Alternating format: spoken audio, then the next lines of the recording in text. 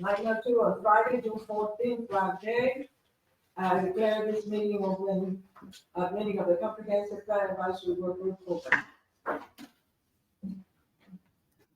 Please call the roll. Co-Chair Aurora LeBrun. Here. Co-Chair Deborah Hines. Here. Vice Chair Diane Stewart. Member Justin Camp. Absent. Member Jason Donaldson. Absent. Member Lydia John. Just roll in. Lydia? Yep. Okay. Member Jerry Moore. Absent. Member Greg Posey. Absent. Member Pat Rawlings. Absent. Member Danny Ross. Absent. Member Bill Tarwater. Present. Yay.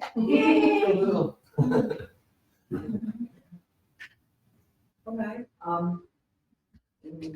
good morning. Sit down.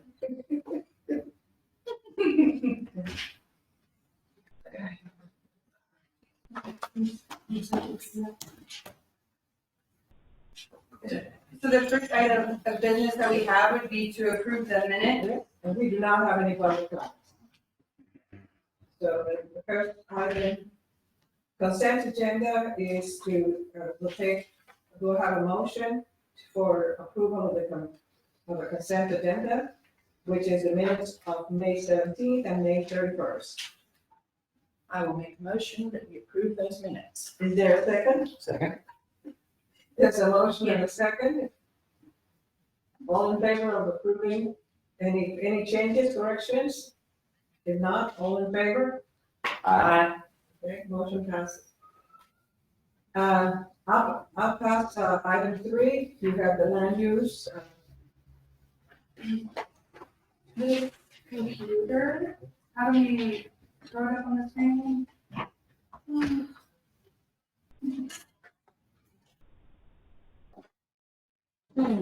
So we're gonna wait for the computer to get online with our projection screens. These maps are a little small and hard to read. In fact, Selena, I was gonna ask you to work on the scale of the maps or inside the document itself. Okay. Because right now they're great for a large printed piece of paper and a large visual, but as far as implementing it into the actual plan, document, we need to work on the scale specifically of the key is the issue. And I've played with it on my computer and I couldn't really get it to be the right proportion. The next step I was gonna do was to cut the key out, blow it up on its own and embed it over it, but I thought you all might be able to adjust that without, it's a very time consuming process. Yeah, I can do that. Oh, I was gonna get my coffee. Thank you. Oh, yeah.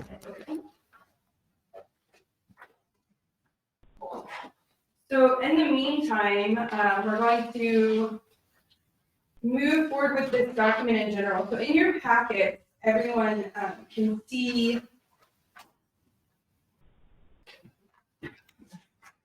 that we have the current land use extract from the document itself. So this was just sort of the rough draft. This actually looks like it's cut off in the packet. What page are we looking at? Or is it maybe it really is that short? We're looking at page 8. Okay. So currently in the document, we've already reviewed it. There is a current land use sort of rough draft blurb.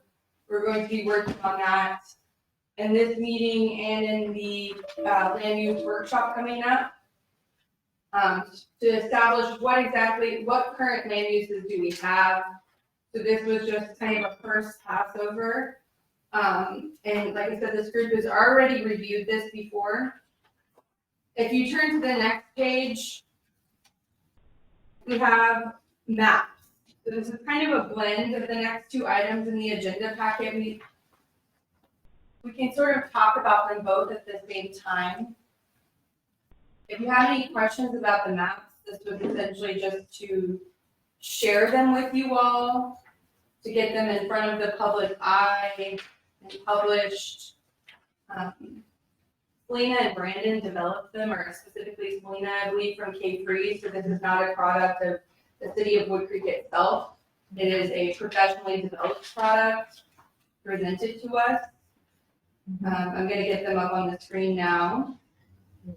So the first one you have are our development types. As you can see, inside of those city limits, we're basically all residential. You have that one block in the upper right-hand corner of commercial. That's where our liquor store is. That's where the sausage maker is. He's right beside the liquor store. He does commercial grade sausage for wholesale purchase. So it's not a retailer. He's not selling it out of storefront there. But then you can look out into our larger ETJ area. You can start to see where we have blocks of commercial lodging and other commercial development. The commercial lodging was probably the most interesting aspect of this map for me, because when we talk about commercial lodging, we're talking about hotels, motels, short-term rentals, established like short-term rental communities, so little individual houses people can rent out, like we have those alongside the creek there. So that's really interesting if we're considering raising our hotel occupancy tax in the future for any reason. There's actually a lot more going on in our ETJ than within our actual city limits on that front. Yeah. So a lot of times that conversation sort of centers around short-term rentals within the city limits, but actually if you look outside in our ETJ, that's where the lion's share of that income would come from if something like that was implemented. Right now, our hotel occupancy tax is set to 0. Yeah. Do you have any questions on that development type map? Okay. So if you want to move to the next map, to the additional development types map, this has institutional parking lots, right of way. It's just a little bit broader scope of the same concept. So you can see the large school portion of land there. You can see where our church, the Baptist churches. And I say ours, I mean the one within our ETJ. It's not associated with the city itself in any way.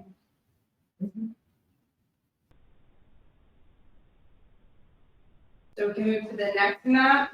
This is Woodcreek, Texas green spaces.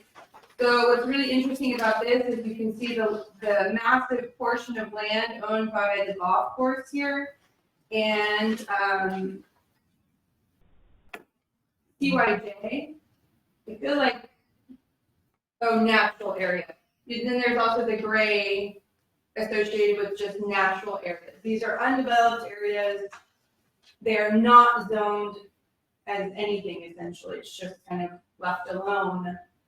So it's not zoned recreationally, like the camp is or the golf course. And notice that our, the triangle, many people talk about that being a park. It's not actually a park.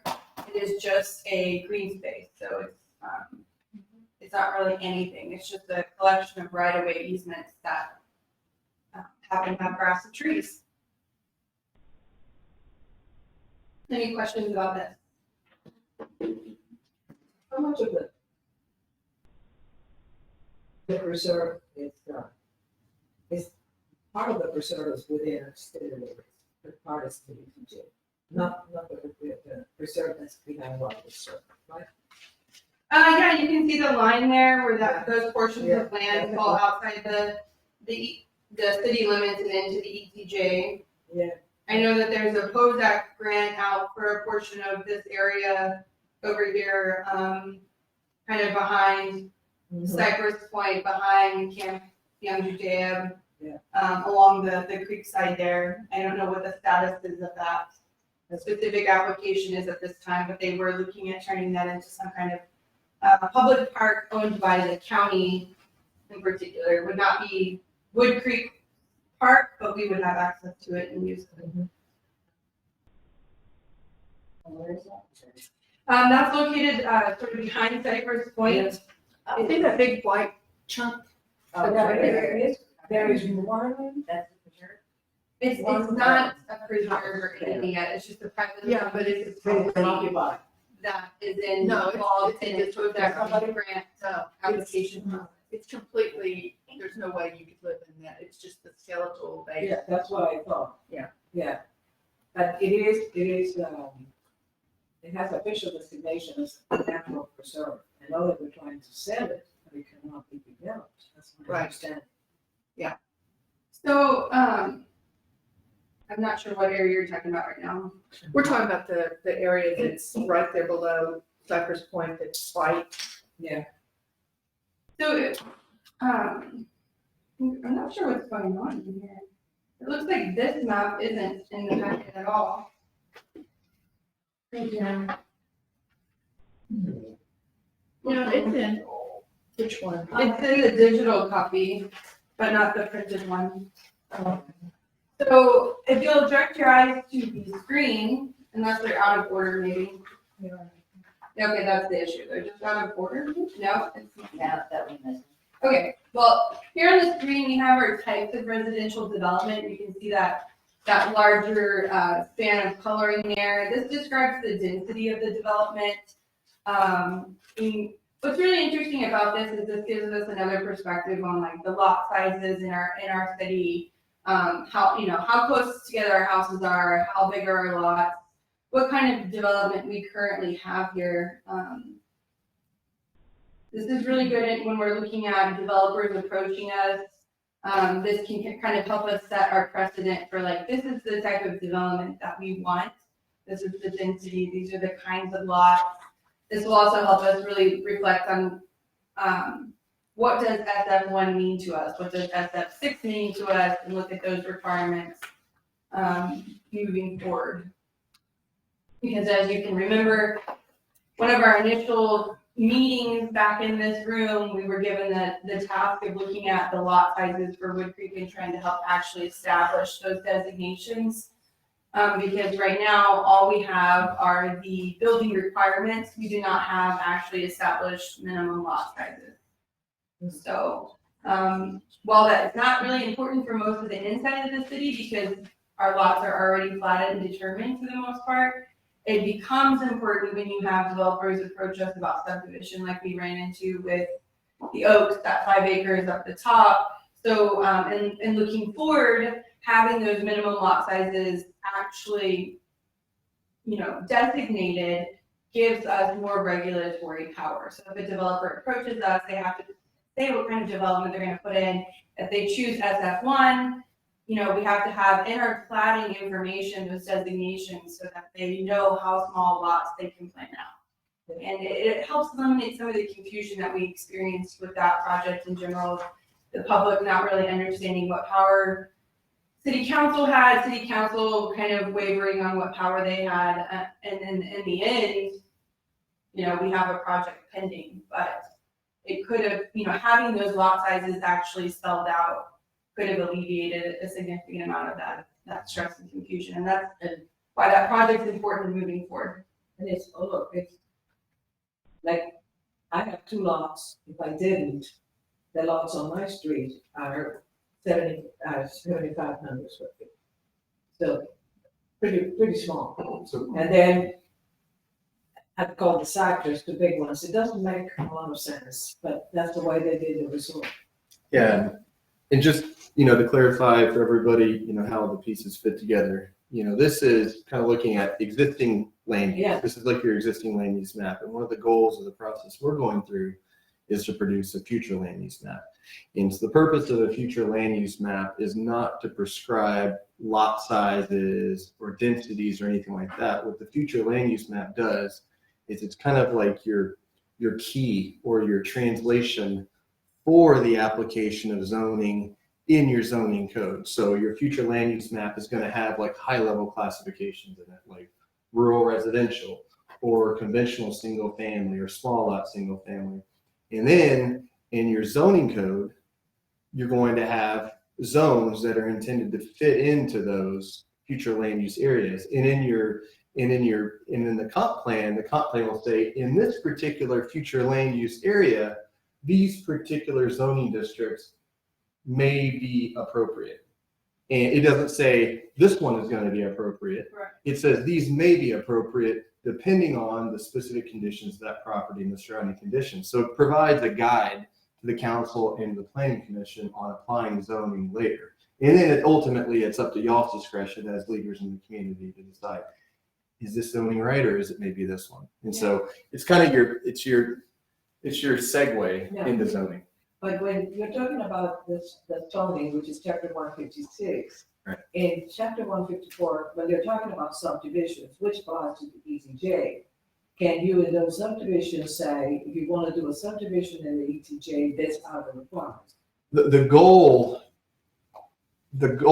I would say at a high level, your goal is to not have any subdivisions in your ETJ.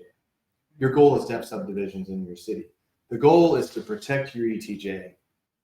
And when somebody, but with the understanding that you're not going to win every battle in your ETJ. Cities grow, and that's the point of an ETJ, is to plan for that growth. So the goal is to get the tools in your code, get strong subdivision code requirements, have a strong future land use plan, and have strong zoning. So that way, when someone does come to your ETJ and say, I want to build a KB community here, you're able to say, no, try again with a developer that, we don't want that kind of density out here, or to have regulations that require them to negotiate with. But you can negotiate with them. Yeah, exactly. The goal is to have a framework for bringing them into the city. Right, so that's what I was gonna say, to translate what you're saying is that when Brendan says we don't want subdivisions in our ETJ, what he's talking about is that concept of we should incentivize annexation into the city for anyone wanting to subdivide in that type of manner, because it's more beneficial for us to have them in the city and for them in some ways, but also just like property taxes, all of those things come to the city when they're in our city limits. So just allowing massive amounts of subdivision out in our ETJ that doesn't bring income into the city isn't exactly smart development for our city that's so reliant on income. Thanks for translating. Yeah, exactly. That's where cities, frankly, are losing the battles, because they don't have strong regulations and they don't have strong city council members that aren't going to cave to politics and developers. And so that's where cities are losing the battle, as people are starting to develop in the ETJ, because, frankly, the state legislature, the governor, and the legislatures aren't making it any easier, because they're taking away y'all's ability to regulate at a local level. So the key is a strong regulation. So things, if they do develop in the ETJ, it's annexed into your city. That's The way y'all want it to develop. And every session, every legislative session, they weaken the city's rights to control their land on the ETJ. So you're absolutely right. It's an issue of protective negotiation through strong regulation. That's right. And that's where the comprehensive plan comes in. That's right. You guys So are doing the right thing. to kind of back up and recap, because Brandon pointed out something that was really important, which is we're talking about current land use right now. We have a future land use workshop planned with the community. So in our discussion right now, everything we're talking about is what do we currently have? What is already existing? And so I think what was confusing about my conversation was I tied in this other job we've been tasked with, which is actually deciding what are the reasonable lot sizes for our different residential zoning things. Do we understand that making sense? Yeah. Okay. Sorry to make that confusing, but that's why this map was so important, because it's really the first significant visual we've had that's been updated, because the last ones are pretty old at this point. And that this really gives us a really great look into what are the actual lot sizes we have, not just the average, but what are the trends going on here. And I think that this will really help us kind of make those recommendations to council for lot sizes for each residential zoning option. Do we have any questions on this? Is everybody kind of on the same page? Okay, so let's keep moving through the map. So that one was not in your paper packet, so that's why I went back to it. We've already discussed the next couple ones, talking about the different other types of development beyond residential.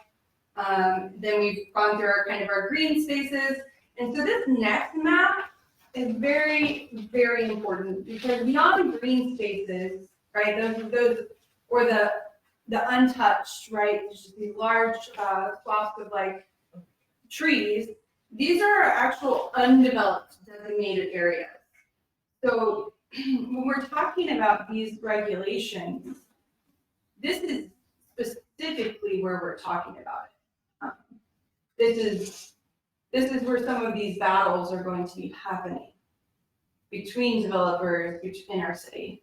And it might not look significant, but when you overlay that map with the green spaces map, that's when you really start to understand, whoa, we've got a ton of undeveloped land here and not a lot of protections in place to preserve it as undeveloped in the first place, or to say, you know, we need you to do green building design, or, you know, to protect our waterway in these ways. Go ahead, Brendan. Yeah, absolutely. Yeah, I'd say, you know, just having spent a lot of time with y'all's codes, you know, we're still working on the chapter 154 and 155. Excuse me. And y'all have got some strong.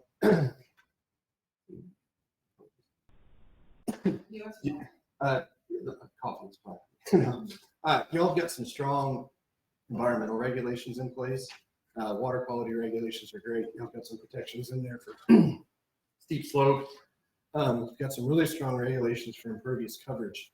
And so, but from a zoning standpoint, you don't have that strong zoning in place for negotiating. So when somebody proposes something in the ETJ and you want to coordinate a development agreement, you don't have the zoning framework there to apply the lots and those types of things. So that's where I think this future land use plan is really going to come in handy for redoing your zoning code at a certain point. Because as we talked about, y'all don't have lot standards or anything in your zoning code.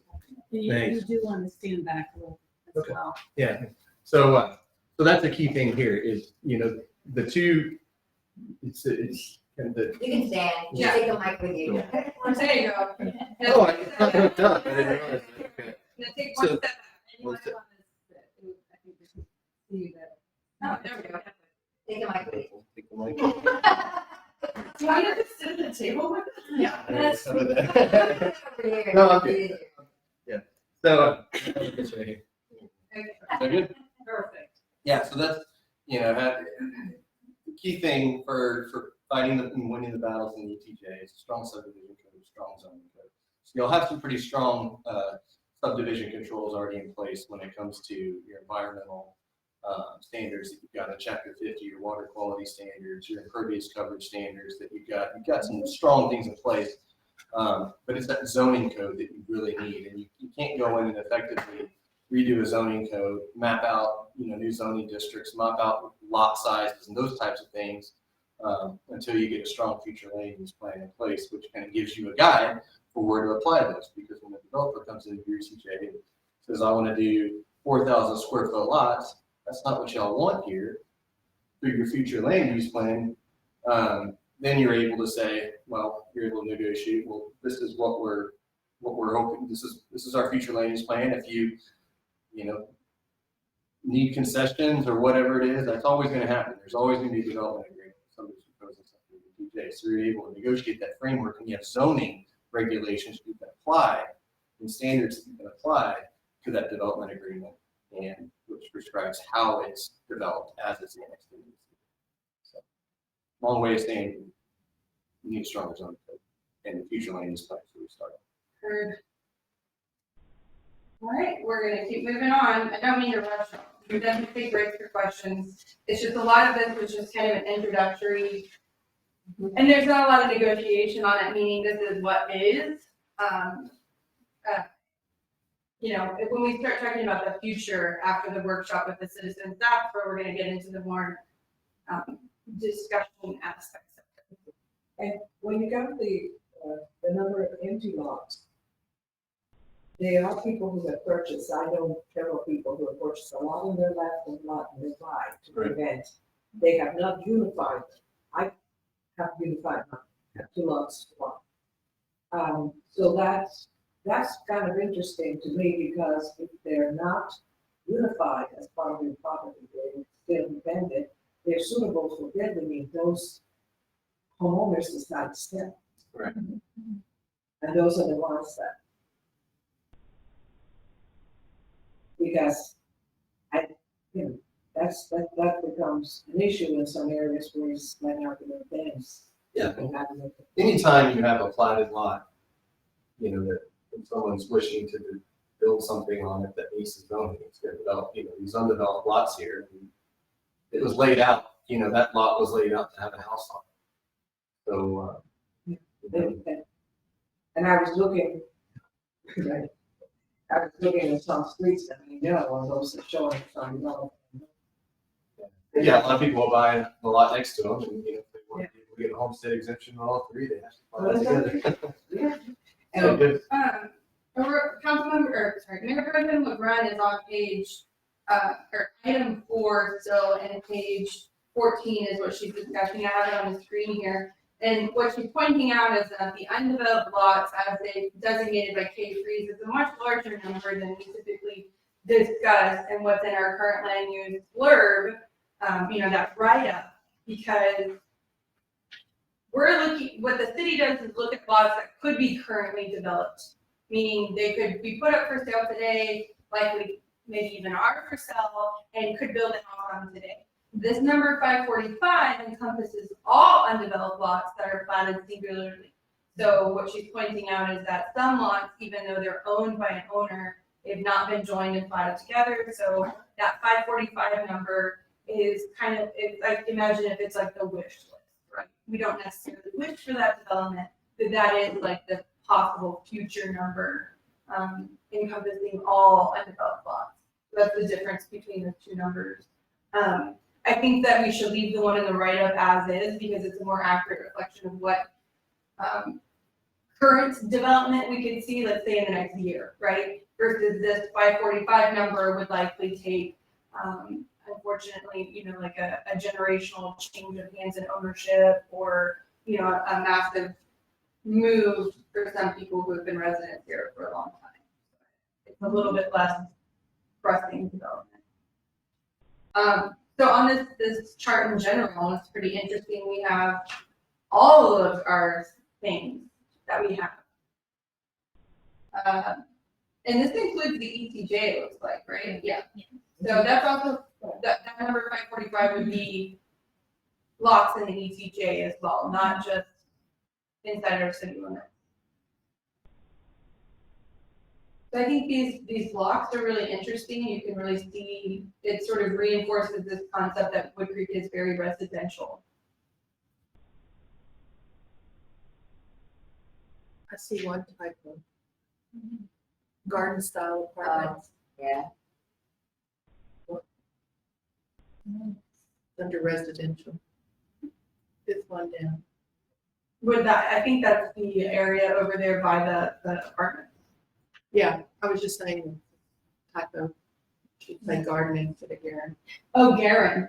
Garen. Okay, Garen, tell me. Sounds nice in the garden style. Yeah, it does. I just look here. Another Garen. Yes, sir. Third one down too.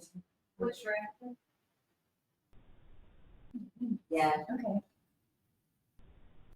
Thank And again, everything that, these are working documents that guide us through the process, and then ultimately, this is documents and information that will go into your comp plan, and we'll be working on it for the next everything. I like the graphics on them. I mean, they're very clear. Awesome. Very helpful. They are very helpful. It's a very visual thing. Able to see that. And to be clear, these numbers are parcels or lots, right? Not Yes. numbers. Yeah, okay, because specifically, I think on the development type residential, that might be confusing, because we hear that we have more residences than that number, and so that's just the parcel, the lots. My question is does that include the ETJ?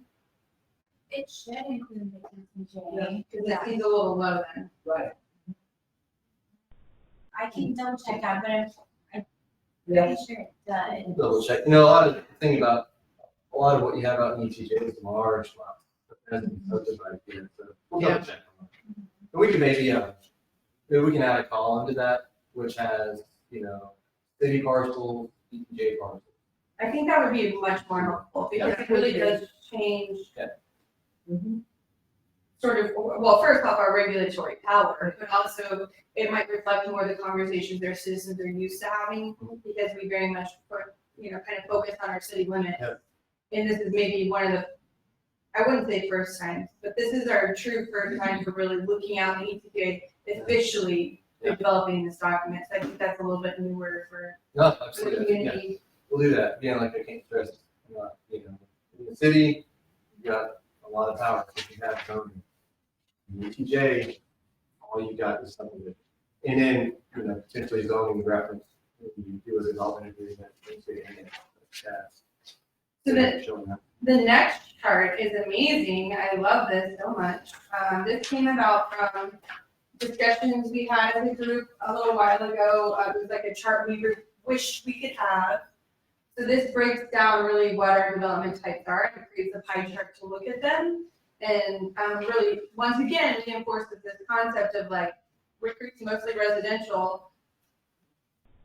And we have a lot of undeveloped area, but it's not designated green space, you know, and that's one of the things that the comp plan can do is require future developers to create preserves or to create a density that's like, you know, for every 10 houses, there's this much parkland, or, you know, that's just a kind of a throw out number. But, so when we're looking at this large chunk of undeveloped land, per our comp plan survey results, part of our job will be like, how can we move more of that into protected green space? Because that's the survey results. Our citizens said they want to protect the rural community. They want more parks. They want more green space. They want to leave our, you know, preserve our trees was listed as one of the number 4 priorities for us. So, you know, looking at this graph, we don't want the orange to take over or the red. Yeah. We want that green to hold strong and to maybe convert to the blue of green spaces. I don't see a key on this map, so if you can make a note to give us, it was not. It's on the one previous, yeah. It's it's tied to the previous page, and I'm assuming that includes all the ETJ. Yeah. That's So- the key, and that's something else that's really important. That's where the natural system comes into play. Because there's really two ways for a city to acquire or maintain open space and recreational space. Because when it comes to undeveloped land, there's undeveloped land that's, you know, open space, it's not deserved, or it's not developed, it's not used for active recreational purposes. So that's where your natural systems comes in, where you regulate steep slopes, you regulate tree coverage, you regulate water quality, critical water quality areas. And so, you know, that kind of, what that does is that takes land off of line for development. And then it reserves floodplains and those types of areas, special areas. But then you also have parkland dedication too. And so that should be above and beyond what's taken offline to not be developed on. When you have parkland dedication, which typically needs to be suitable land, you know, the perfect scenario, you're not letting people dedicate their floodplain as parkland. You're requiring land that can be developed for the soccer field or pools, or other recreational amenities. So that's how you start to carve away at density, carve away at what could otherwise be here. Yeah, so that there's a piece of land here in Woodcreek that frequently gets looked at for parkland, but it's all floodplain. Mm-hmm. And not floodplain as in wet weather creek or, you know, dry weather creek or whatever. It's like actual retention pond area, which would make a great preserve. Yeah. But that's the difference between suitable parkland versus, you know. Yeah, exactly. So a lot of cities, one thing we're working into the new 154 and 155 regulations is not only having parkland dedication requirements, but potentially giving the option for parkland fee in lieu, which goes to the city then, so they can build their own parks. But another critical thing is to have park development regulations, which means not only if you want to come in and develop in this community, not only do you have to dedicate the land, you actually have to develop it with a real parkland. You can't just dump land on the city and the city has to go spend $1 million. You can require them to give you parkland development, require them to develop, or allow them the opportunity to do a parkland development fee in lieu. And I'll tell you, those two things are a fantastic way to ensure that developers are, you know, addressing their recreational impact that they're having on a community to make sure that level of service continues. But I'll tell you, you know, the best way to kill a parkland dedication program, a parkland fee in lieu program, a parkland development or parkland development fee in lieu, the best way to kill that, allow developers to dedicate their floodplain as parkland. If you allow them to do that, you're not hitting them where it hurts. They're always going to give you fee in lieu. Like if you require them to give you good land for parkland, they're always going to give you a fee in lieu so they can build houses there instead of parkland. They will always make more money off of houses than they will. The cost and expense versus revenue, they're always going to make more money off of doing houses. So if you allow them to dedicate parkland in the floodplain, they're always going to give you that floodplain because they can't build houses in the floodplain. That's right. So and you can't build recreational things in the floodplain because it's floodplain. So make them give you land that could be programmed for active recreational uses like a real park. And I've worked in communities where I'm begging and I'm like, no, that's too much on development.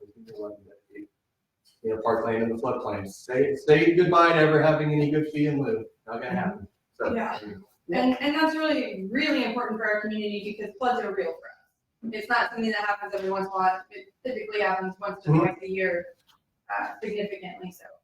So, And it can be done. If you need, it can be done. There are a number of communities, including some communities in Austin that have that did strong negotiations and have those recreational facilities, but currently doesn't seem to be the case. and then developers are gonna say, well, that's just gonna make the cost of the houses go up. Fine, what's wrong with that? The whole affordability argument works in some places, but it doesn't work everywhere. If you're in the inner city where you have people currently living there that can't find an affordable place, that's an affordability problem. But coming out to a community like this, okay, who said, I don't think we have people walking around here that don't have a place to live. So if the cost of the housing goes up, fine. There are circles here that do accept. Yeah. They're very good accept. the affordability argument is also problematic because throwing more houses into the mix doesn't necessarily fix it. And after those houses are built, there's no guarantee that the market value won't drive up the prices. So this concept that a developer promises affordable housing and, they're going to cap the rate at which they sell it it just isn't realistic. That's not actually what happens or how it works. So that's a good point that the city should not be lured by that dream because it's like a fishing lure. It's not a real fish. It is. It's just always focus on quality. I'm great. I'm the city planner that we care about equitability and all those types of things. But it sounds crazy to hear from me. Let the market take care of certain things. But in some cases, focus on quality. Let the market take care of the rest. So before we move to the next item, I just want to draw your attention because we've gone through all the maps and graphs we have, right? These are current land uses. We've given Kate Freeze a few edits to make on those items, just like typo type deals and requests as far as the perspective of them, the visual. We need it adjusted for the document so the keys are larger, and so they're more visible for our residents. But if we could go back to the write-up. So this write-up, I already found a typo, which I realized I should have fixed since last time because we pointed it out before. And I've made another note of it. But this is a really brief write-up. And I'll be looking at it again in reference to these maps that we now have and kind of reflecting on what, if anything, is missing. But if I could ask of this group, all those present, and then if anyone's watching, to read this and kind of do the same and help me fill in any gaps or holes that we might have. So that's on page 8. So this is just the extract of the larger document. I thought it might be easier visually to look at it by itself. So if you could just make a point to read that again. Obviously typos are a problem. I found one, it says rand instead of ranch. But what I'm looking for is content help most often, What am I missing? What did we not cover in depth? The maps will serve to really be the instructor there because most people will just look at the maps. But the writing does have an important component to it.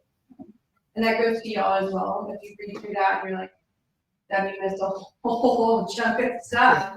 Or, I might not have had that information either at that point. So if there's something you see that was missing, then you know. I think you could put in draft on a lot of this stuff too, just for the public benefit, since it is a work in progress. Yeah, everything is essentially acknowledged as a draft at this point. We only have like 5 portions of the comp plan that we've signed up on and finished. So.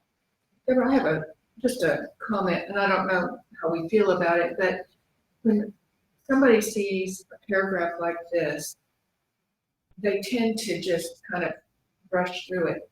If you were to do bullets, Yes. I think that it would be something that they would pay more attention to. So that is a good point, and that's gonna tie back to when we start doing that final visual that you're helping to make. You know, you'll get that full finalized document and have that ability to sort of play with chunks of it. I will say that this version of the document lacks padding and things that's in the actual larger document. Right, I understand that, but that's, you know, I'm thinking in terms of my background. If you want people to look at important information, bullets are the best way to draw them in, because they tend, their eyes, when they see a chunk like this, they go right over it. Whereas if they see those bullets, they, oh, okay, I'm interested in this bullet. Okay, so we can work on that in that final formatting. Yeah. I think that bullets in white space Yes. is what, Exactly. is what helps people. I'm a fan of bullets, even on my emails. So I just wanted to put this out, right, it does say current land use draft on the larger agenda. It did not say that on your maps. So that is a good thing for us to note here today with anyone watching or just in general, that even these maps we're looking at in here are also just drafts from paper. They are final, and that likely nothing is going to significantly change about them, but we're gonna be working on typos and formatting moving forward. I noticed that, and I don't know if you want to say it here or not, but, I know you say Cypress Street vacation homes. One of the things that I have been told by the property owners is that most of the townhomes that are off, behind the lodge are short-term rentals. So they, Marina Cove, Do we want to say any, do we cover that with vacation homes? And then, I don't know if you know, but the owner of the lodge is buying some of those small cottages and also turning them into short-term rentals. yes. So those are two different businesses.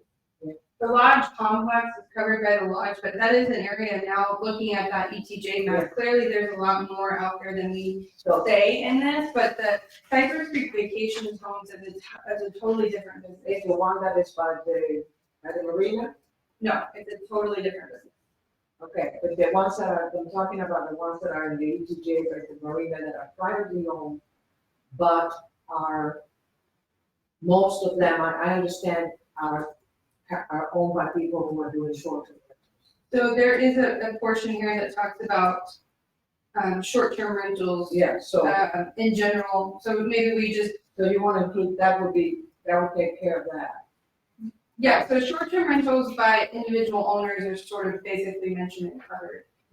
What you're also addressing is these larger scale businesses that are operating like hotels, but with individual properties. What about that monster that is behind, as you keep going to the townhouses, that used to be a convention center, that is still for sale for $1.5 million? Right, what? Off Marina Circle? But yeah, when you get Marina Circle, you go to the right, you go to the end, there is that building that was a convention center, and they were trying to sell it to make it into apartments. Yeah, at one point they were developing that into a wedding venue, and I think that fizzled, so. Yeah.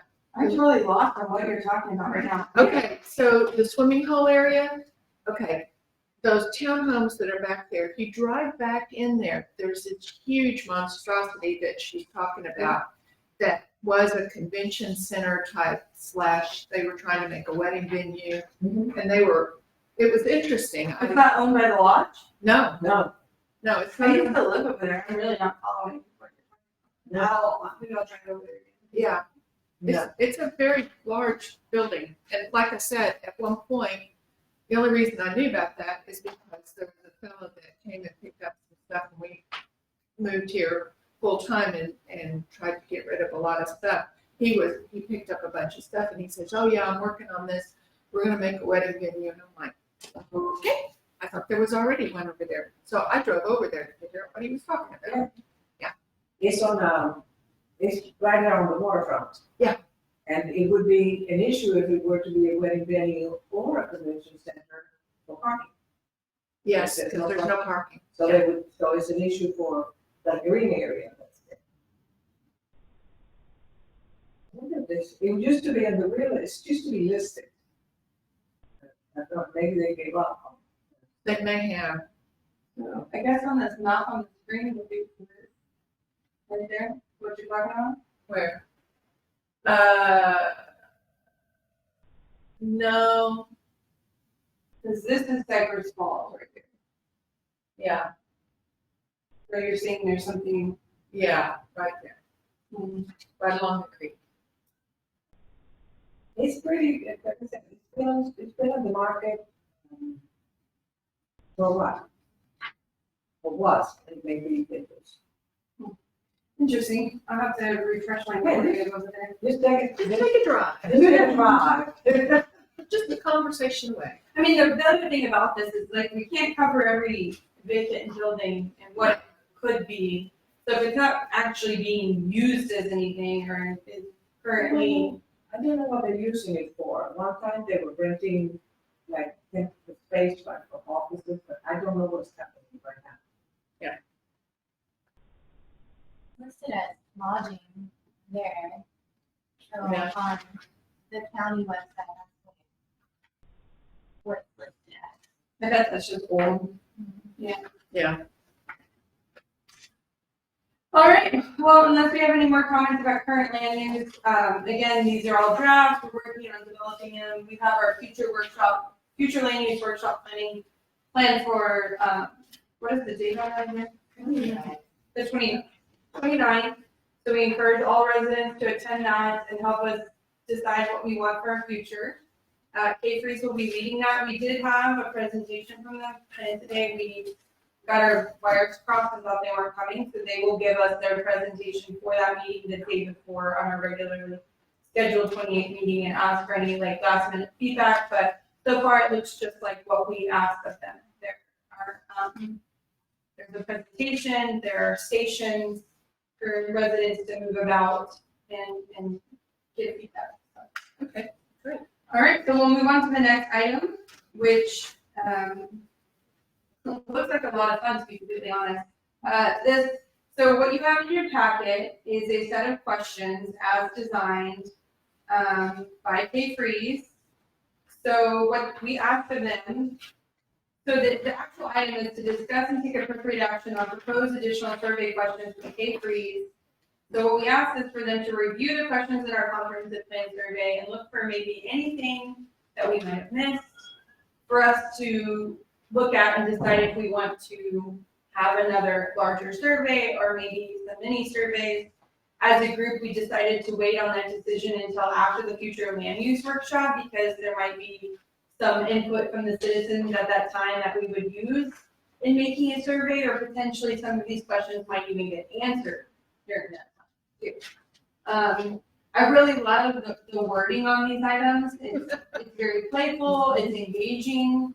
I enjoyed reading it.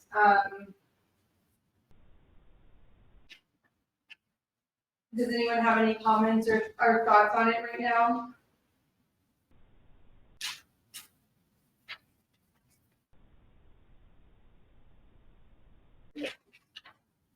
No, I like the wording. So something I thought was interesting was specifically number 8, my sentiments towards national brand retailers. I mean, in Wimberley, we don't really have many national chains. Of course, there's a gas stations, right? And we have Dairy Queen, which I don't know if you could call them national, but No, they're the regional. Texas, they're the Texas stop sign. Yeah, they do exist outside Texas, but limited. But Okay. we have Pizza Hut, right? And then maybe Fish Scales. I think it looks to be a franchise. Subway is a franchise. That's just about it. Yeah. And HEB, right? How could I overlook them? So looking at our ETJ, this question popped for me as something we would want probably in our future land use workshop, or is it a question that we want to make sure if we do run any micro surveys or a larger survey that we include? Where's the Sonic? There's a lot of, there's a lot of discussion right now. There's a lot going on with people, not so much in Woodcreek, but in Woodbury. Oh, yeah. About the, in fact, there's been some real bad bashing of ACE. And even, so that it is relevant. Now, my question is, first of all, what is QT? You go for Chick-fil-A and QT? I think you could maybe, like, what did we phrase in here, like national retailers, is that what we said? Yeah, national. Yeah. You could almost say non-local, No. and that covers everybody. And could we remove Chick-fil-A and QT? Well, I think the reason, can you go to the question? There's on question number 8, D, you should roll out the red carpet for them. I vote for Chick-fil-A and QT. So, I the idea, initially an issue to include Chick-fil-A in any survey because of their practices. I guess what you're talking about is advertising for any of the. oh, yeah, I got you. Yeah, that was just an We could example. roll out the of red carpet for them. You can say we should roll out the red carpet. Yeah, that's. So I think Brandon's goal was to give a clear example of what he's talking about. Yeah. So you could list examples and we could remove Chick-fil-A, that's fine. We shouldn't advertise them in particularly, not somebody that. Yes. Highly discriminatory practices. But, so what I liked about this question though, and we're also creating Keen Feed, Ace Hardware, Berkshire Brothers, right? Sorry to overlook some of these obvious, but we don't have a lot of that, I guess, in the development, right? We are not highly state or regional or nationally commercialized at this time. I just remember the fight over HEB. Or when Exxon brought in Burger King. Yeah, that was a big deal. And I think there is a large portion of people specifically currently moving here that miss those things and would maybe advocate for them, like I saw in Dripping Springs, because I lived there for 3 years. And then what that does is kind of turns your small, charming community into everywhere else, like what happened in Dripping Springs. So, there is a push-pull in that dynamic, and I think Woodcreek, given the ETJ, and given our proximity to Dripping Springs and the accessibility of Winters Mill and Ranch Road 12. I always, again, I don't know if my thoughts are unconventional and people disagree with me, but I have the same mentality towards non-local retailers as I have towards developers. Work them. Focus on quality. Focus on the built environment. Work. There's pros and cons to non-local retailers. A pro to non-local retailers is they've got a lot of money. They're going to come in and say, we can't do that, we can't do this. And it's like, how come you built that Lowe's over there with all those trees in the parking lot, all that limestone? Even HEB's kind of good. You go one HEB in one community doesn't have all this stuff that the other one does. One of them, they harass you when you walk in the door, and the other one, they don't. So there's bad examples, but still, use them and work with them, and if you can get a Christian Brothers Automotive to come in and build a fabulous building, they build a fantastic product, it's got nice bays in it that could be used for something else. If they leave, make sure, just think, my advice is like when debating a non-local retailer, think about what they're going to leave behind if they go somewhere else. Exactly. Sonic is the worst. They just litter the earth with their garbage, and they're gone, and you get this thing that can't be used for anything but a rental car place. So my advice is look at the non-local retailer, look at what sticks and bricks they're going to leave behind when they're gone. And if they're willing to work with you and give you something that you're happy if they leave behind, work with them, bring them here. And then, at least the sales tax is in the community. I think the question is fine, and I also think, and this is coming from the old China, that we moved here from Los Angeles, lived in Los Angeles for a number of years in Austin, and you knew what you were moving into. You wanted a quiet community, in the country. And the thing is that you know what you're getting into, and then then there's all the, well, I want a Walmart because I want to save money on my cat food, things like that. Drive 15 minutes to protect the area. I will tell you that the one thing about the HEB, first of all, they took an area where there was already building in there, they did not take down the rock trees, and they worked with the city of Woodcreek, Yes, and they they did. worked with the Master Naturalist and the Mhm. Garden Club Yeah. to do natural development, to restore trees, to do everything possible. It can be done Right. if you have a responsible national brand retailer. Yeah. But let the citizens tell us, we want, and you may have, I think you're gonna have probably this group that will say, yes, I would like to see some, but I don't expect it to be. I'm not gonna say it. No, I was gonna say, like the whole thing with HEB and they took aspects of the former school and they incorporated in their design. That school was full of asbestos. It was an eyesore, and they took it down, they abated everything. It was,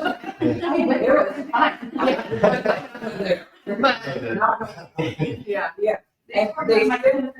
And they did. they did. Oh, I'm sorry. I think it's also a function of scale. In my experience, like the larger scale, the non-local retailer, the more they start to, number one, compromise quality and aesthetic of your community. But then they also start to, compromise some of your existing businesses, Yes. which is Walmart's the perfect example. They're at the far end of the spectrum. They come in, they build their affordable big box product, which just obliterates the built environment, makes things look just like anywhere else. But then they have so much going on in that retail envelope of theirs, they're putting all your other businesses out of business. But, say like, the occasional Subway, which, when I'm on my way back, I want to stop in Wimberley for something to eat. There's nowhere I can just stop real fast to get something for the road. So where do I go? HEB and sushi for the road. So some, the Subways and those type of things, I have a hard time finding where they're bad, because it's quick and making sure it doesn't compete with some of your other businesses. Exactly. If there's another quick local Subway shop or sandwich shop, maybe that's good, but what's Subway competing with in Wimberley? I don't know. Never mind, I won't talk about that. Like that, there's a question, and my only objection with that, my question, I think D should just say, to go on the carpet for that period. So something Brandon said that I think is really important is the concept of what if these businesses leave? Because a lot of times we get really stuck on what is currently being presented to us and, oh, that's great, or, oh, it's not, but it's really what happens if that plan fails? Or what happens if that developer walks off? And they will, because once they build their houses or they got their chunk of cash out of it, they do leave. And so when something I was reading about in this magazine company, Strongtown, they do online, they were talking about how the big box stores are actually incredibly bad because they take a huge chunk of land and they put a product on it that can't be really used for anything else and also degrades rapidly, and they pave everything right when they're doing it. So allowing that kind of development in the ETJ would be detrimental to our community, even though some people think, oh yeah, Hobby Lobby or Michael's, or oh gosh, we need a Lowe's and a Home Depot because I don't want to drive 15 minutes.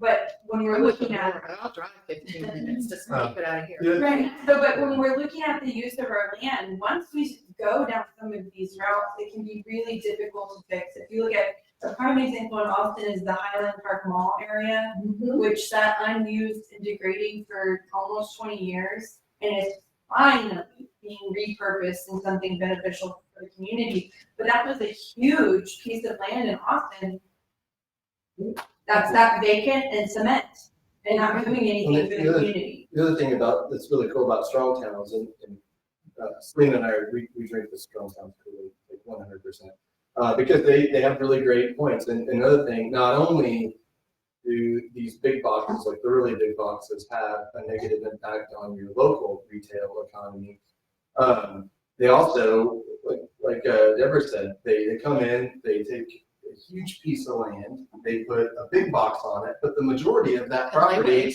is just detention pond and asphalt. And so when you look at these big box developers, just at a high level in terms of the number, like say the sales tax they contribute, or say the ad valorem tax they contribute, just take that number and compare it to a single family home, or take that number and compare it to a small little sandwich shop. Yeah, that number is gonna be crazy high, right? But when you do this simple math, and you take the ad valorem that they provide the city per acre, you do the simple math and you take that ad valorem and divide it by acre, now you're evaluating how well they use their land. And that little sandwich shop, I promise you, doesn't have all that parking on it, because it probably utilizes on-street parking. Doesn't have all that huge detention pond on it, because it's located in more of an urban environment where maybe a stormwater system is set up. When you do that number, the equation gets totally flipped. And Selena and I are actually working on those maps for you guys right now, and you realize, oh my gosh, this isn't about just, it kind of flips the whole economic development concept of always trying to recruit these big boxes because that brings in jobs and revenue. No, it's the small mom and pop stuff that really better uses land. It's just like, building a huge city hall for 3 of us. That waste of money. People don't realize that. Then when you talk about employment opportunity, many of those big bosses, I would not name, they have a very complex employment practice where they do not, most of their employees have no benefits. And I can tell you that having managed eligibility for social services in Texas, a large portion of the employees in those big bosses are on food stamps and other financial assistance because they cannot take it on what they pay. So it's not good for the community if we're trying to generate employment either. And all that revenue goes back to Arizona or California, somewhere else. We can talk about that. They wouldn't meet our impervious cover anyway. Well, that's what the retention funds do. That's what we talked about. This. Yeah, but They're just, the bigger they get, the worse. So, also impervious coverage itself doesn't apply to the EPJ, right? You've said that several times. As long as it's in it has to be in our subdivision planning and other stuff. Impervious coverage is a tricky one to apply in DTJ. That's one, we're gonna have legal review on that. It is tricky, but we have to do more quality. I don't know. It always has to be linked to water. That's another discussion. So, Yeah. back to these questions, other ones, and please chime in if you have something to add. But another question I really liked was number 9. Along Ranch Road 12, I would like to see blank. I think we could expand that to the other side. I'm forgetting the name of that road right now. Yeah. No, Winter's Mill? no, Winter's Mill, we only have a little tiny chunk of it in our EPJ. What is the other road across on Eagle Rock? Oh, 23, 23, 25, yeah. So we can add 23, 25 because a big portion of that also falls into our ETJ. Winter's Mill, we only have a tiny little segment of, and it's already developed. It's mostly the school and the church. So there's not really a lot of room there for us to say, hey, we'd like to see this or that. Winter's Mill is kind of a no man's land right now, outside of our jurisdiction. You want us to add 23, 25 to question 9 or I would say even like a separate question would be relevant. So right now, we're not sure as a group if we're gonna move forward with any more surveys, or if we did a survey, if it wouldn't just be a simple digital micro survey. So these are all just things for post-future land use workshop, what could come up.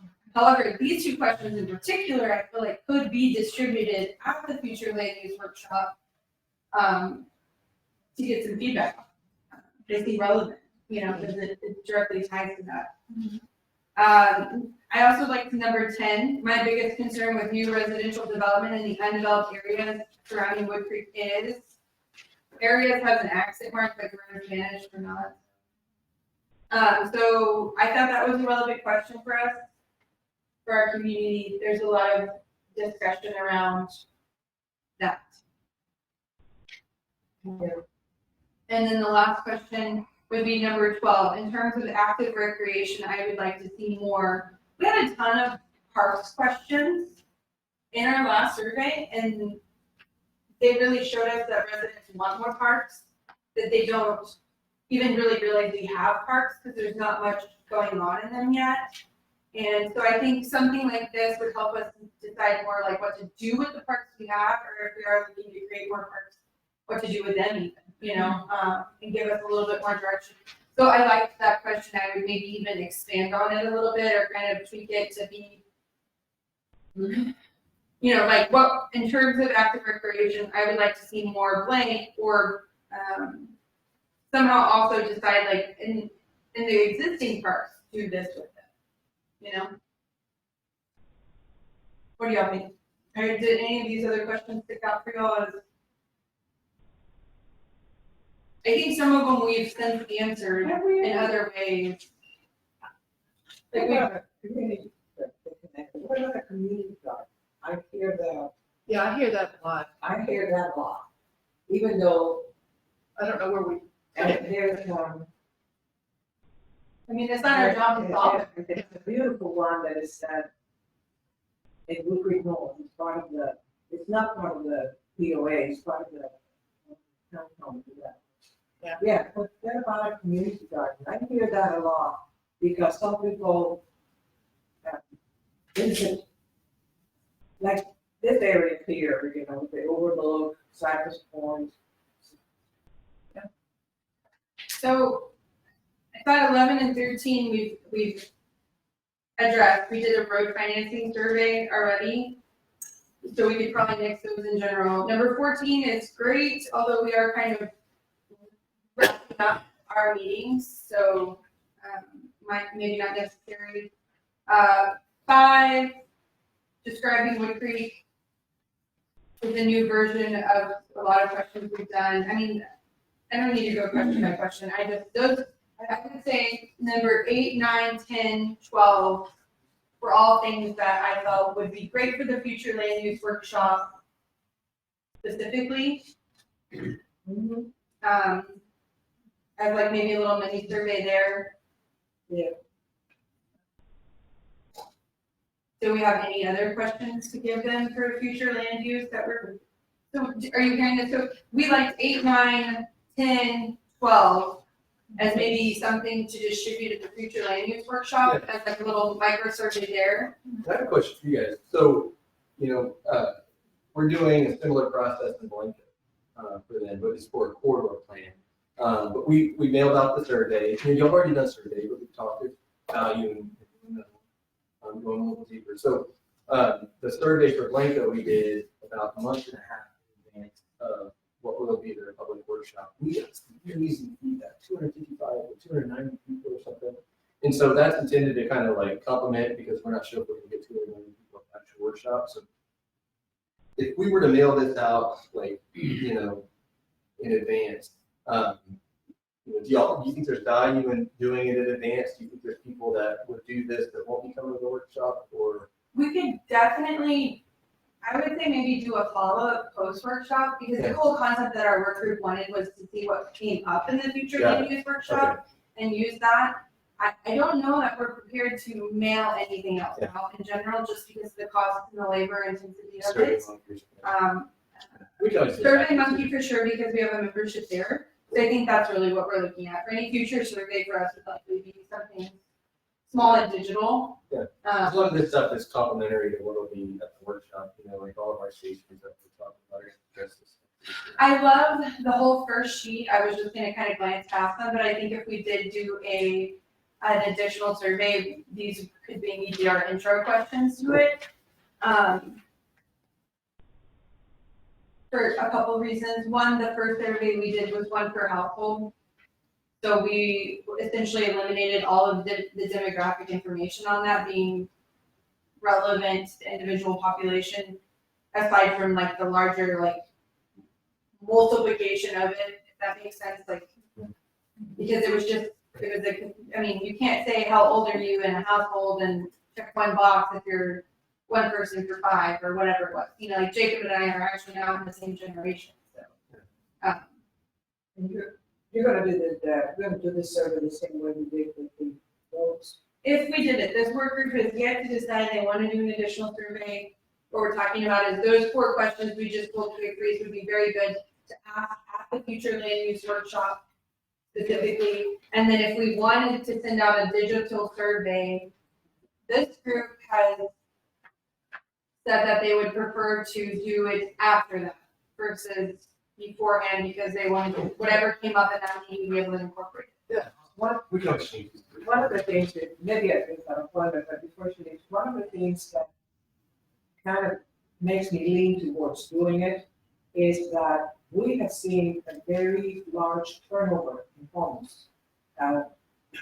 Unbelievable. I live in a little cul-de-sac. There have been 1, 2, 3, 4 homes for sale and changes for the last 2 years. So I think that we may get, I think that those changes may affect what we did back about a year or 2 ago.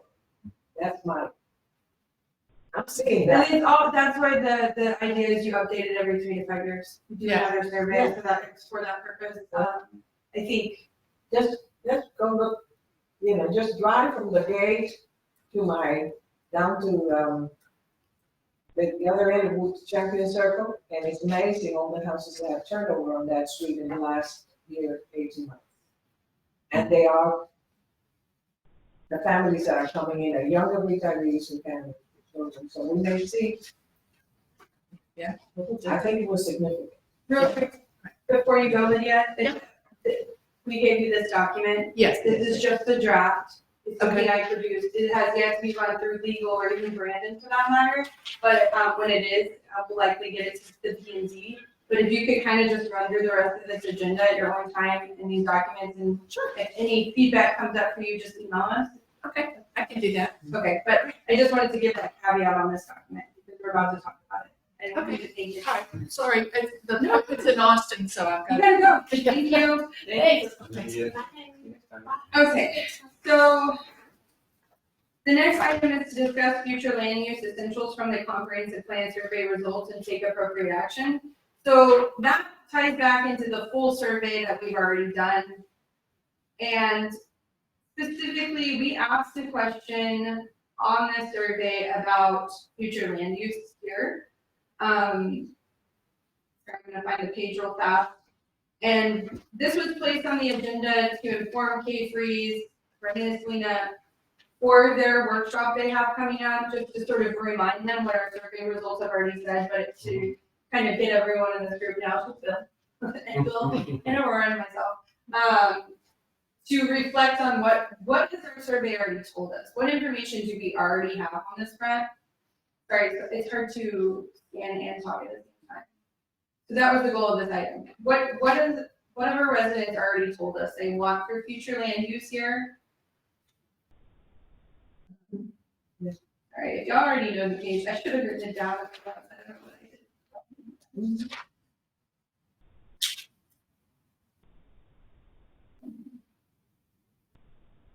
So I mean, this one's relevant too. What are our most pressing issues? Again, this is where protecting our trees came up as number 4. Maintaining our characters, number 2. We are working on improving our roadways through our panel and also our mobility as well. That's all being addressed. Protecting the groundwater, that's important. Traffic calming. We're trying to address all of these things, but this chart is relevant for future land use, I would say. So page 51 was something I noted personally. I guess it's page 33 in the survey, 51 of this packet. And then there's this other question, which is what I'm looking for. Which is asking what we would want. If we had to choose what more commercial development we wanted here, it was just a list of items. And what's unfortunate about this list is that it was just a generic list that the previous planning company came up with. And no, that's for car. And so it wasn't really tailored to Woodcreek yet. We had kind of given one round of feedback on it, and then a lot of things kind of got left in it that maybe shouldn't have been there. So here it is. Okay, so this is question 16 is the other thing that I thought was really relevant for us for future, looking at future land use. Residents kind of checked these, what would they want? What do they not want? Some of these probably should have been removed. Or maybe just more tailored to our community. Anyways, so this graphic I think is so important for us in this discussion. If the city pursues commercial development within the city limits or on the few remaining lots or within the outer ETJ, What, if any of these, would you like to see? None of the above, number 2. Restaurant, number 1. I think our community is a bunch of foodies or something. I don't know what's up with the Waverly Valley, but it seems like we have tons of restaurants. None of them are good enough. All anybody wants is another restaurant. Then we get one and all they do is complain about it. I don't really know how to satisfy that or scratch that itch. But restaurant is number 1, coffee shop volume 3, food truck board, emergency clinic, which is pretty relevant for our population, another bar, convenience store, bed breakfast. You can also see what's poorly rated, right? People don't think we need another bank or hardware store, hospitals too much, no, maybe no more churches. Yeah, so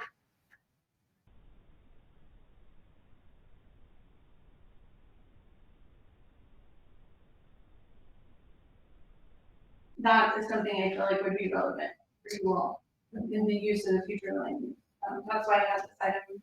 So what we are working on for the meeting is that we're gonna show what we had up there in terms of the existing development types. But we're gonna be focusing on development types, not generic land use, but development types, and allowing things that great slides set up. Put a lot of time into thinking about how to get feedback. I would say a more traditional and more boring format is just putting sticky notes and things like that. We've got pictures. Put a dot up here next to, do you like this looking coffee shop or do you like this looking coffee shop? What priorities do you have for retail users? So we're gonna have opportunities for them to give us feedback on this so we can walk out of this meeting knowing what kind of retailer you're looking for. What do you want that retail to look like? And then what that does is, I was talking about future land use. Future land use needs to bridge the gap to zoning in different development types. And when you start looking at development types, that bridges the next step into what kind of architecture and what kind of design regulations you want. So there's a big opportunity for us to really sort of write the new zoning code through this process. And when people tell you, I want that little coffee shop, that one, then you can write that into your design standards and your zoning code. So these retailers come here, your zoning code tells them how you want to design. Because the change in the Texas legislature changed building materials, not necessarily style, right? You can still say, we want signs below a certain height, we want these colors, we want it to look retro 50s, not, whatever. I'm not saying that's what we actually want, but. You guys are general law states, so there still are some limitations that you can't do. You can't, my opinion, and again, we can defer to Bud, but you can't go in and tell them you want everything to be classically designed. There's a lot you can do, but you can't go as far as say, like, San Marcos or somebody can. So you absolutely cannot tell them what kind of building materials you want. And there's a little bit of gray area as a general law city in terms of what kind of ornamentation and that kind of stuff. I don't think you're going to be able to do that. But when you get into like form, general form, orientation of buildings, lot coverage, basically, when you look at the difference between a Whataburger and those beautiful historic buildings down there in the square in Wimberley, y'all have the ability to do that. You still have the ability to determine the form, where that building goes, and its relationship to the street, and landscaping and those types of things, which are the most critical. So that's the sweet spot here, and we're going to help you. Did anyone notice anything else in the survey results that you wanted to point out for future use? I think that's a good idea, reminder, because. I will say that a daycare or a preschool of some kind, since on social media seems to be very lacking in the Wimberley Valley, and is becoming up a lot. I'm not advocating for that for Woodcreek, but it's on here. It's really low in the line, but it seems like if we could pay attention somehow to what it seems like people are needing, and somehow provide that, it would be great. If we could seek out developers in a way versus just waiting for people to come to us. That's what I've always, because we talked about it there as a, like, what is that, the name of it? It's like a development board or whatever. Haven't we talked about that? Some cities have like a development board. Design review board? Or No, it's like a board who Oh, works on development. Economic development. Yeah, yeah. Yep. So if like Woodcreek ever went that direction, it seems like some of this would be relevant. Yeah, usually the cities, they implement a tax. Honestly, I can't tell you what y'all do. Yeah, there's a lot of ways to fund boards like that. Maybe that's definitely something to talk about. At a higher level, but no, that's a great idea. All right. Well, did y'all have anything you wanted to add? Oh, community pool has come up a ton too since the survey. Those have been, what? Yeah. They used to exist, we talked about it in housing, so it's not really worth getting into again here, but it's just something to know for you all, as far as if you're presenting things, these are things that the community on social media has been saying, we lack these. Yeah. We, you know, if you're looking at facilities that I think people would support, it'd be things like a community pool, some sort of childcare for early, like we're talking babies, you know, that doesn't exist here. And then, some sort of meeting space. Yeah, I guess I just had registered it. We have rivers. Yeah. But rivers are not accessible to the handicap, so. Yeah. Okay. All right, well, let's move on to item number 7. So item number 7, a document has been provided in hard copy. Staff has a copy of this for anyone watching if you want to see it. Again, this information is not passed through legal or K-Freeze yet. This is just a draft document compiled by myself based on information that Brandon sent me. He said, here are the resources I would use to make this. So if you want to generate this document. The first page is our the authority we have by law to regulate the ETJ, where it comes from. So it's just kind of the legal precedent there. That is a solid reference page. It does not need review. It's factually based. There's no interpretation or editing that went on there. It's just, here are the facts. This is what we can regulate. So if you look at nothing else, that page is the backbone of this information. If you'll notice, a couple things only apply to home rule cities. So immediately those things were taken out of the following information because we are not a home rule city. I try to provide sources at any point that I can. So the source for this information is at the bottom. The codes are all cited with the Texas legal code information, so you can go find them again. If you don't know how to do that, you just punch it into Google. You say local government, Texas local government code, use those numbers, it'll pull it up for you. So if you want to go into the actual document itself, when we're talking ETJ regulation, this is what's specifically applicable to Woodcreek.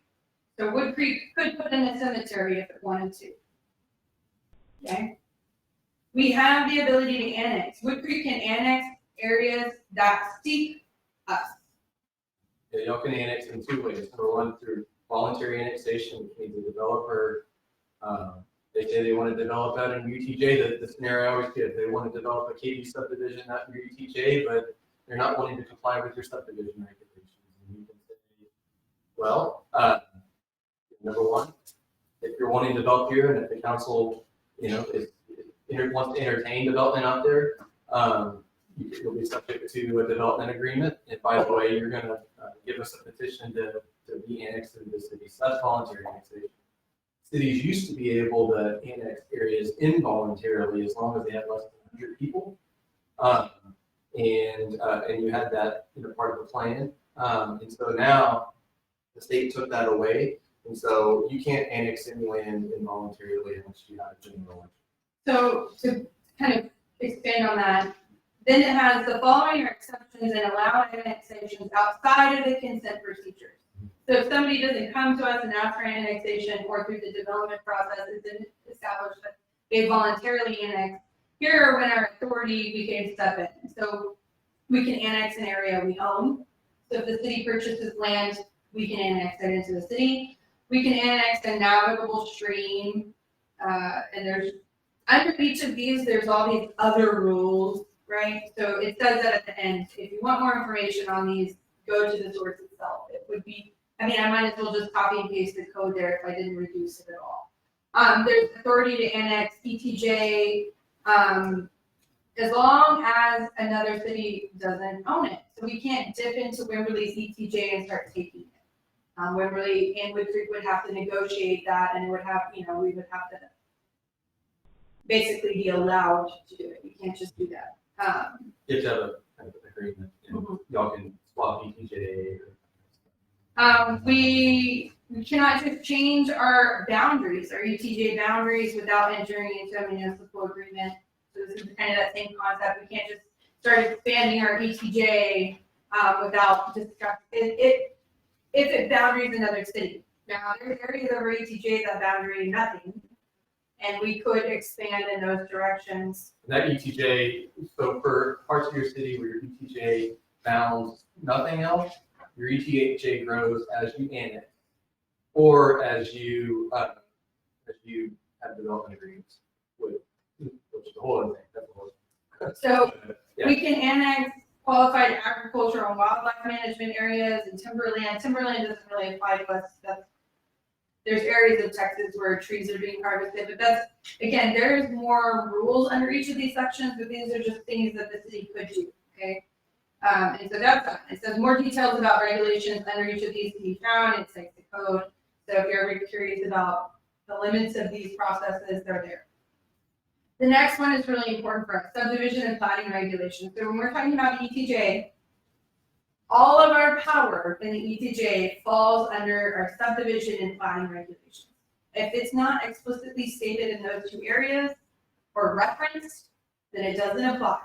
So when we're talking about enforcing our tree ordinance, when we're talking about enforcing impervious coverage in any way, it has to be covered in those zones in a really specific way to be enforced. And Brandon K. Freeze is working on that, our lawyer, city attorney is working on that to sort of review those areas, and the city council is looking at this. But this just sort of outlines that regulation that basically a city can extend, a municipal body can extend its ordinances into the ETJ under subdivision and plating regulation is what this is saying. And then it also goes into the concept that a person is required to have a plat and approach the city if they plan to subdivide under 5 acres. And those 5 acres, so the other caveat is not just 5 acres, it's that all 5 acres have access to a road and that they do not intend to develop any of the 5 acres, like so they're not putting anything on it. Then they can subdivide and parcel out the land and sell it, they don't have to approach us. But once it goes under 5 acres, or once they want to put on buildings at any time, even if they just want to grade the land, the water quality management people step in and say, no, we need more information. So it's not just our city that regulates this, you also have your Trinity Aquifer groundwater management people, the Edwards Aquifer, the TCQ, yeah, TCEQ, right? There's the E. TCEQ. Yeah, and then the LCRA, depending on, I mean, they might get involved. I mean, there's a lot of governing bodies that start stepping in under 5 acres and once you start doing anything with it. But this is just the basic regulatory information on it. Like, yes, we have authority. This is where the authority lies. Next is signs. A municipal body can regulate signs inside the city limits and in the ETJ. What this does not apply to is political signs. And you cannot overly limit visibility.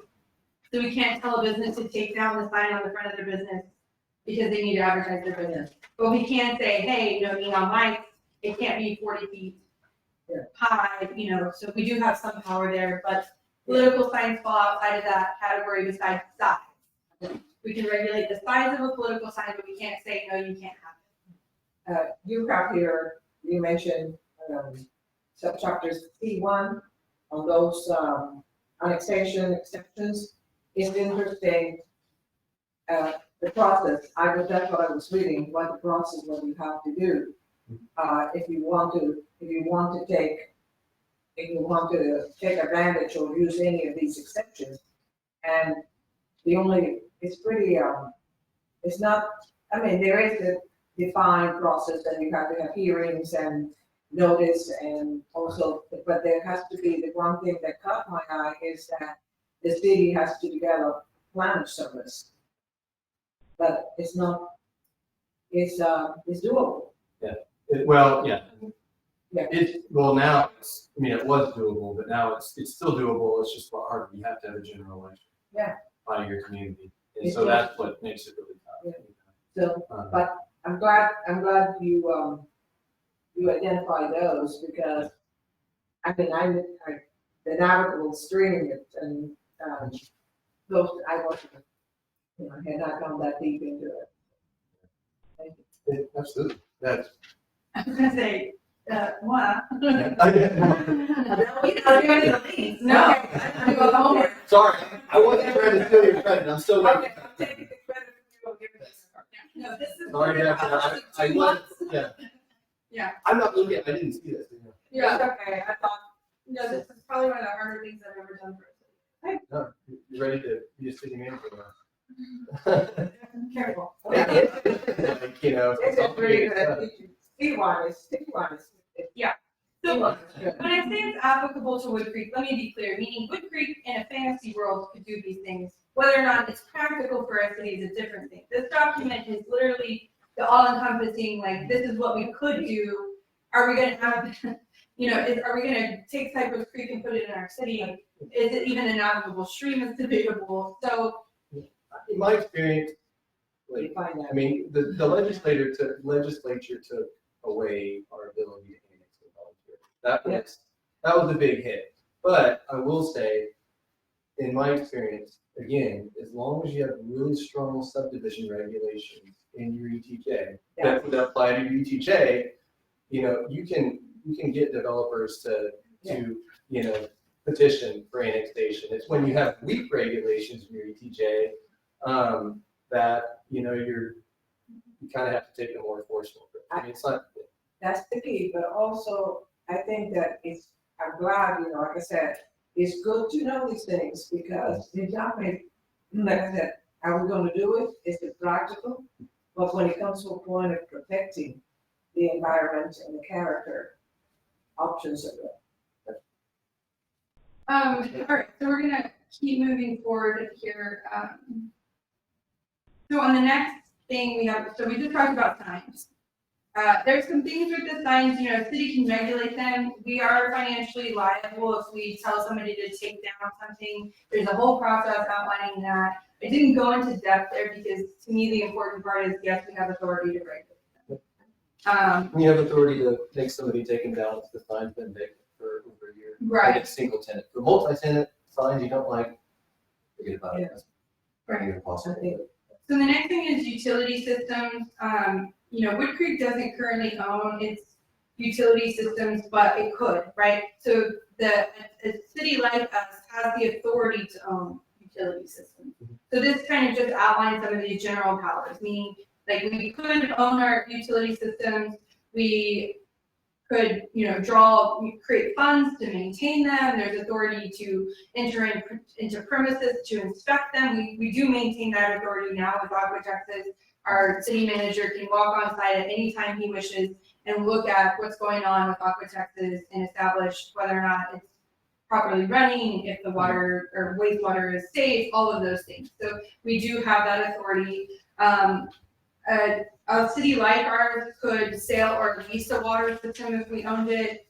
We can contract with an improvement district to own one. I mean, we have a lot of authority there.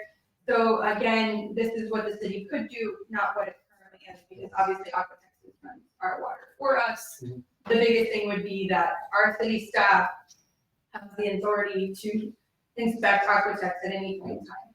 And the other big thing there too, is, part of y'all's challenge, I think in the future is gonna be, along with what I call, protecting your TJ, is y'all are gonna be getting requests. If you haven't already, you're gonna be getting requests for MUDs.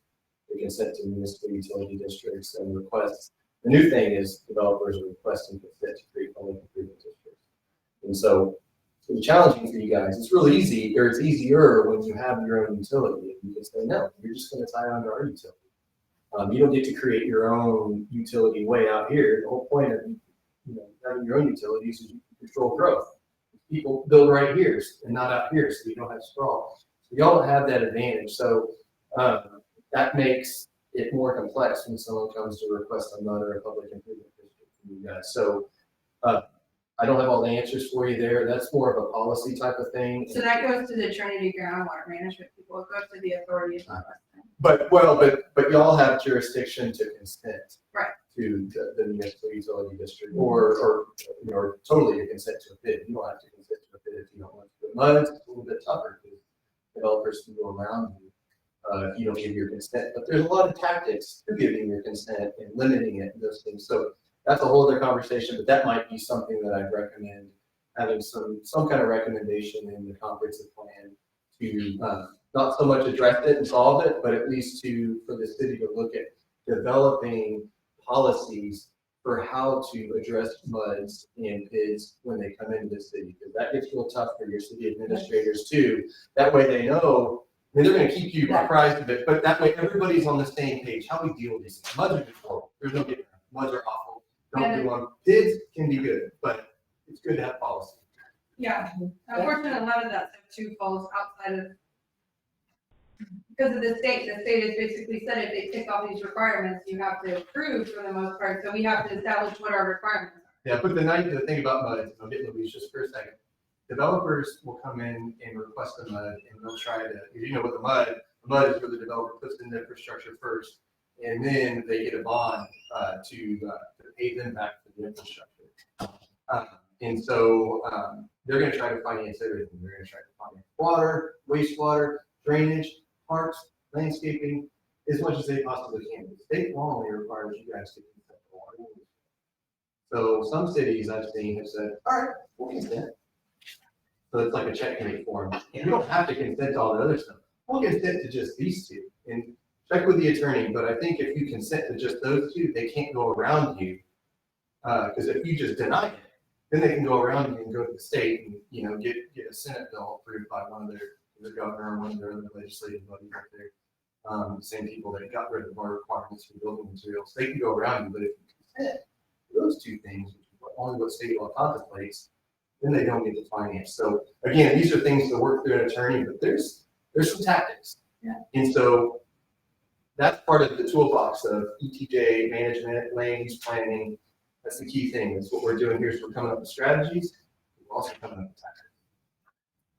So the last one we come to is water code, pollution control and abatement. So state level water quality commissions exist to help regulate groundwater quality. These commissions work in partnership with cities to protect groundwater access.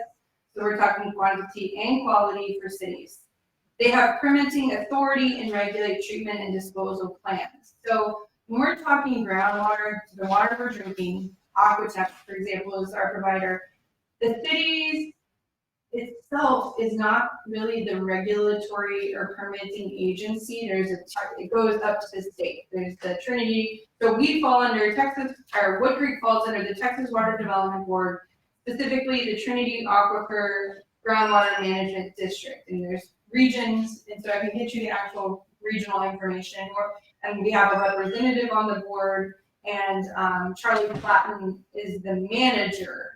So he is kind of our prime contact for that. So there are water control people, right? So what you see below are things the city has control over, or what the state has said the city can do. So basically the state says regional or area-wide systems, general policy. We have the ability to create a waste collection place. So right now we use Wimberley's, right? So as the valley grows, Woodcreek might decide an ETJ, we need another waste collection facility. So these facilities is the dump, right? If we're colloquially naming it. So a dump has to exist, and regions have the ability to put them in, and that protects our water quality. It's where we go put our trash, right? So as the valley grows, Woodcreek could decide we need a second one and have a dump in its ETJ. Also the inspection of public water. So again, our staff, our city has the authority to inspect our water. Right now, a lot of that is managed by the Trinity Aquifer people. We are not personally managing it, but we have entered into agreements for this purpose. So the Meadows Center created a Cypress Creek watershed agreement management plan that we have been a part of, and it falls under these guidelines. We can make recommendations to our commission, so we can contact our representative and say, we need you to do X, Y, Z. I've been in a meeting where we've already done that. And so we have that authority. We also, again, power to enter property at any point in time to inspect things. Then we have corporate agreements. We can enter into larger agreements like we have with Aqua Texas to provide water and manage wastewater disposal. There are rules for disposal systems. Essentially, a city is empowered to regulate wastewater disposal as well. The big one, and I've highlighted it as black or brown on this thing or whatever, gray here, but I've highlighted it in yellow. So water pollution control duties of a city. So a city may establish a water pollution control and abatement program for the city. This is under a jurisdiction, and the point is to protect the health and safety of our residents. We also have the authority to regulate non-point source water pollution. So that's specifically things like runoff and how it goes into our streams. So those two items are where Woodcreek gets its teeth, and where our regulatory power in the ECJ comes into place, because we can look at development, we can look at the runoff, the slopes, the trees, and through a solid management plan, enforce regulation on future development. But we have to have that plan in place. We have a strong plan. It specifically is kind of limited to our city right now because it's not involved in our subdivision and plating. I think it was mentioned in the previous ones, but just kind of casually.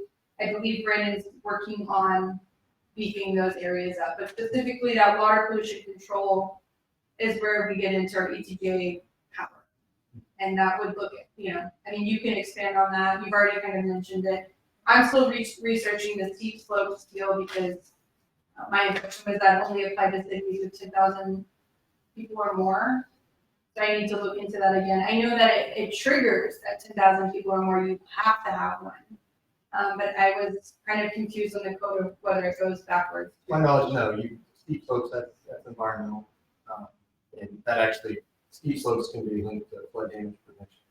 So- Right, but all of that falls under this branch. That's how we have the authority to say, you can't build on the side of this hill because the runoff it's going to create is going to ruin all of these houses below you. I mean, you're getting into like mudslides, massive things like that. So that's where the power comes from, is this code right here. Well, I'll check. I don't think there's any kind of population or general law versus home rule stipulation in terms of applying steep slopes. I think they're safe on that. Again, it depends on what statute you're pointing to for that. So, steep slopes, that's kind of my experience of the flood damage prevention type of statute.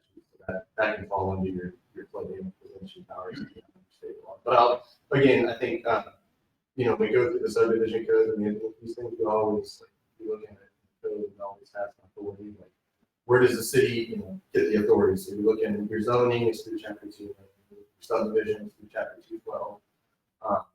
You look at impervious coverage, that's going to be through chapter 26 through Texas administrative code, those types of things. So we'll So for me, the reason why I highlighted this is because this also kind of gives us the power to say, you need this much parkland, you need this much area preserved. That's where all of that sort of comes from, is this concept of we have the authority to say you cannot pave everything because then we would have flooding issues, or you cannot pave everything because it's going to degrade the water quality. And so all of that seems to fall under that specific section, essentially. Parkland is going to fall under subdivision. That's your authority to require parkland is totally under the subdivision code. That kind of falls into the general layout, the health and wellness, the state law.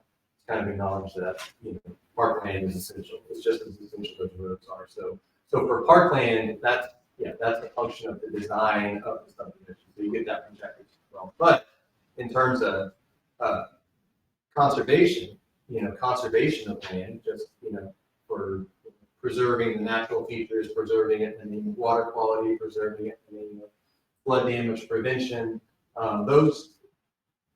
your extent to which you can regulate those things are given to you by chapter 26. And I can't think of offhand what state statutes allow you to regulate the floodplain. Those come from other places. Yeah, it seems like they kind of work hand in hand. They Even do. that chapter 212 is talking about water and wastewater They do. facilities and that they must meet these standards. Yeah. So it seems like it's all kind of like, Well, they're implemented through chapter 212. Because everything at the end of the day is implemented through a permit.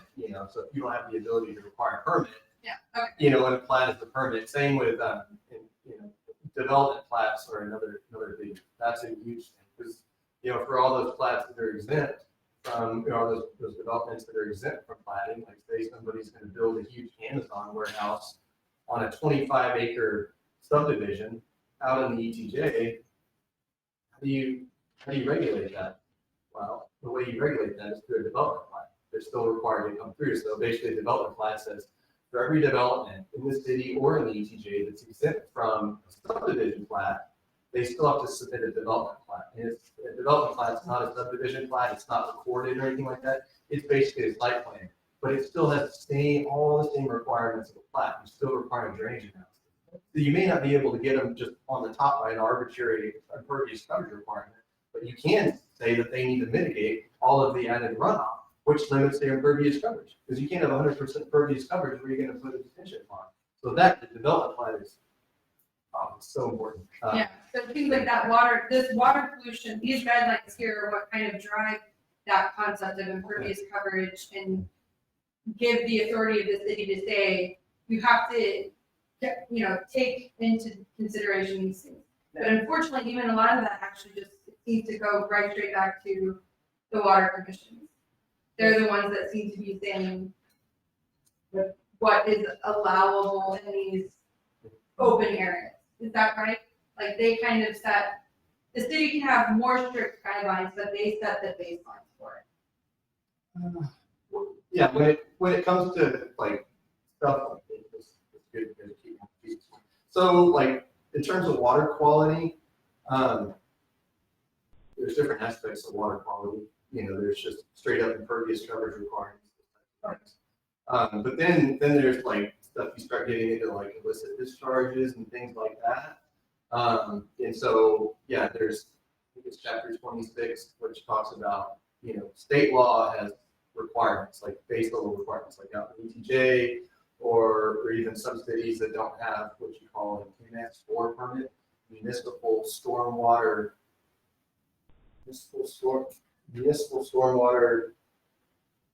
permit. I can't remember.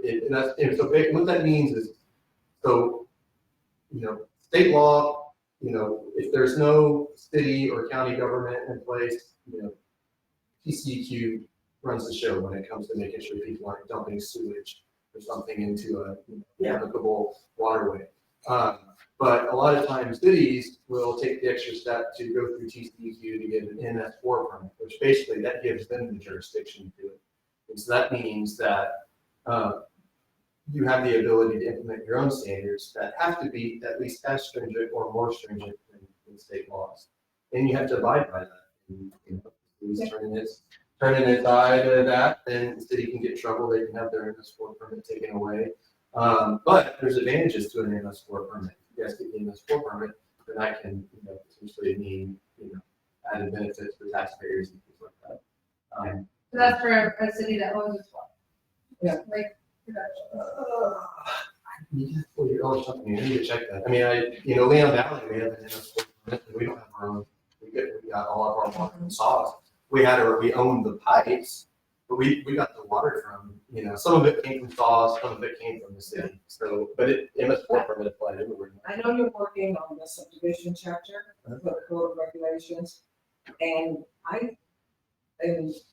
the amendment chapter 50 was reviewed in 2020, Mhm.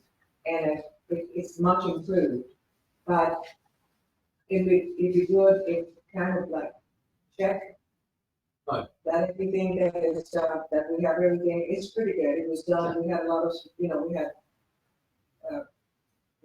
people working with us from outside the city that were experts. So Right. I think it's very good for us, and it clearly specifies that it applies to the UTJ. But as you work on subdivisions, it'd be good to do I'm looking at everything, we really, like you pointed Yeah. out, chapter 50 is great, it's probably not the best place. It It is. needs to be brought into everything, you've got environmental stuff that's kind of mixed around, but you've got it there, you're pretty safe, but we're gonna, combine. And I all think of I'm it. saying, one of the things I've always said, and I know that the new committee that is looking at ordinances, is consistency across the code of ordinances. But that, I think we've covered everything. I feel like we're done. Again, this document is just informative.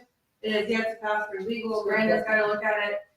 The point of it is when we're getting into that end of the comp plan, and we start trying to say what the city wants to regulate, this document sort of says, okay, this is all we can do in the UTJ, be specific. So the next meeting is the 28th, which is the day right before the future land use workshop. So, yeah. Okay, well, thank you for everyone who came, and thank you, both of you, for being here. And with that said, this meeting is adjourned at 10:54. If I have a motion for adjournment, I don't think I need one, so let's adjourn at 10:54. There's no one in a second. You did. We only have Bill. We don't, So Bill moved and Wait a second.